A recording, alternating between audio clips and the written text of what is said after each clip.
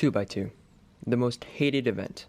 Well, except for this guy, and all of these guys, and well, okay, we can stop there. But you clicked on this video because you want to learn the Ortega method. So, let's get started. So Ortega has 3 steps. 1 is to make a bottom layer ignoring the side colors. 2 is to then perform an algorithm to get the top all solved. And then lastly, you perform an algorithm to get it finished. So let's start with the algorithm. So they're all similar to the 3x3 algorithms, if not exact. And so we're just gonna start with the OLL algorithms and then move on to the last layer algorithms. So the first case we have here is soon. It has the piece on the top left here, and then has a front piece on the kind of bottom right here. And the algorithm kind of goes like this.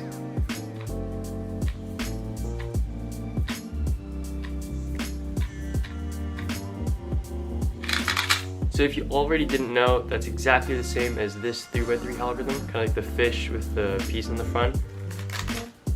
Same exact thing. So next here we have anti-soon, which is basically the exact opposite to soon, where you have the piece on the bottom left here and the piece on the top right. So for this one, you're just gonna hold it like this, up to the right here, and you're gonna perform this algorithm.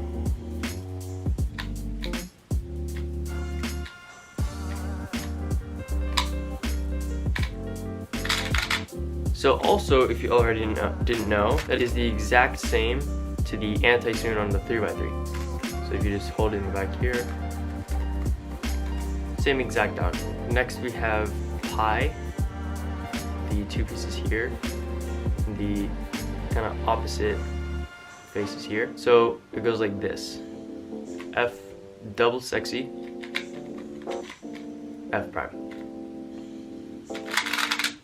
So this one's pretty easy to get, and also that is basically this 3x3 algorithm, F double sexy, F prime. Next here we have the U cases, where you have a bar kind of on the left side here and a bar on the top right here. It's basically just a shortened version of a pi case. F sexy, F prime.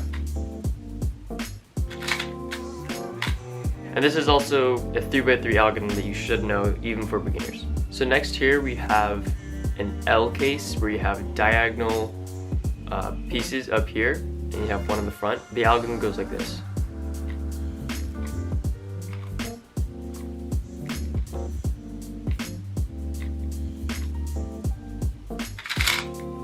Then here we have a T case, where you have a bar on the top right and then 2 pieces like this. And the algorithm is basically what we call a sledgehammer, which is the exact case on a 3x3 like this one. So, and this is an algorithm you should know as a beginner. And it goes like this: sexy, and then just an insert that goes like this: R prime, F, R, F prime.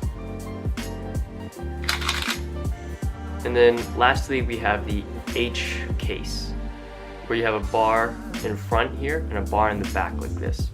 So you want to hold it like this: R2, U2, R, U2, R2.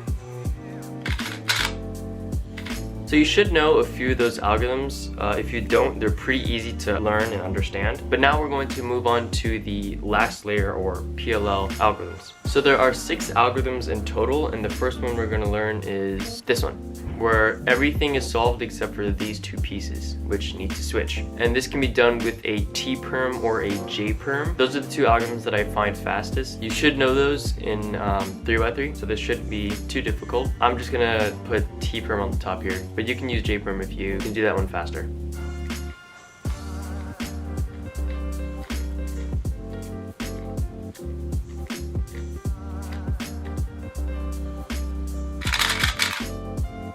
So next we have a Y-perm, and this is an algorithm that you do not want to get on 2x2 because you can mess up really easily and it takes really long. So this is when you have 2 diagonal pieces that need to switch on the top here. If you don't know Y-perm, it's basically just 2 OLLs on 3x3 put together. First, it's this OLL. If you don't know this OLL, then I recommend you do. It's just F.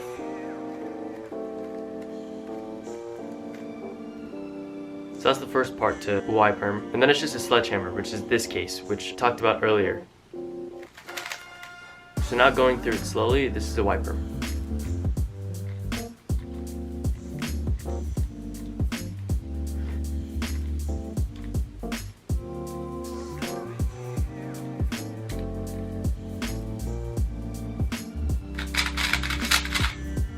So now for the pretty much fastest case in 2x2. This is when you have a column that is diagonal from each other to switch, but this one's pretty easy to recognize. And it goes like this: R2, F2, R2. That's it. Now we have the most frequent case in 2x2. It's when you have this face here kind of solved and the rest needs to kind of switch. But there are variations of this algorithm that you can get, and I'll explain those in a bit. But it uses the exact same algorithm, and it goes like this: R2, U prime, U2, U2, R2, U prime, R2. So when I was talking about variations, it's just variation of this top piece. So it can look like this, where nothing else is solved, but you have this face here, these two blocks. You hold it like this and you do the exact same algorithm.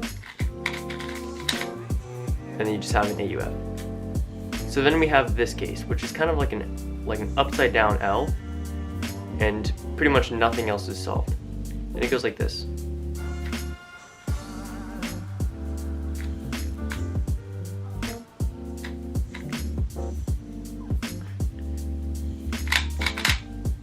So then now we have this last case, which is the opposite of our last case. So now it kind of does look like an L. What you want to do is you want to hold it on the left here and do this algorithm.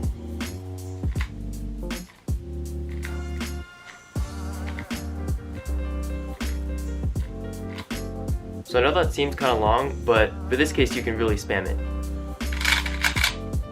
So now staying on the last layer page, let's now talk about AUFs. For T-perms, you just want to look at where this bar is. So if you're holding it like this, where you have your bottom layer like this, it's not exactly aligned, but it's in the right place. Instead of putting it where it's supposed to be and then rotating so you have no AUF, you can just do the T-perm. And since I know this color was green, I know I just have a U prime AUF. So let me show you that again. So here it's green, and I know green is here, so it's just a U prime, like that. So now if it's like this, I know I have a U2 AUF. So now for Y perms, this is a case that you do not want to force. It's a little hard to tell where your AUF is going to be, so I suggest that you kind of just align these by just doing U's until it looks aligned. And what the algorithm does is switch these two. So if it's like this, where kind of the solve one switch, then you're just gonna have a U2 at the end. Or you can just do a U2 now and do the Y perm. Both is okay. For this case, you really just want to have it at two positions. A somewhat checkered pattern, and you're just gonna have a U2, and you can do the U2 now or at the end, or you're just gonna have this case.